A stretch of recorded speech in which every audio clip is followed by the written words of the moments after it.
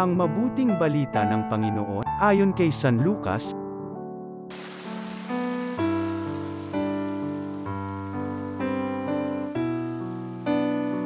Noong panahong yun, nakatayo si Jesus sa baybayin ng lawa ng Hini-Sarit. Pinagkalipumpunan siya ng napakaraming tao na ibig makarinig ng salita ng Diyos. May nakita siyang 2 bangka sa baybayin, nakalunsad na ang mga mangingisda at naghuhugas ng kanilang mga lambat. Lumulan siya sa isa sa mga bangka at hiniling kay Simong may-ari nito, na ilayo ng kaunti sa tabi. Naupo siya sa bangka at nangaral sa mga tao. Pagkatapos niyang magsalita ay sinabi kay Simon, "Pumalaot kayo at ihulog ang mga lambat upang manghuli."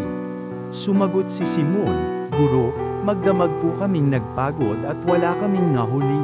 Ngunit dahil sa sinabi ninyo, ihuhulog ko ang mga lambat." Gayon nga ang ginawa nila sa dami ng kanilang huli ay halos magkansisira ang kanilang mga lambat.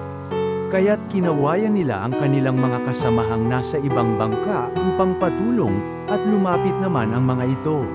Napuno ang 2 bangka na halos lumubog. Nang makita iyon ni Simon Pedro, siya'y nagpatira pa sa paanan ni Jesus at nagsabi, "Lumayo po kayo sa akin, Panginoon, sapagkat ako'y makasalanan."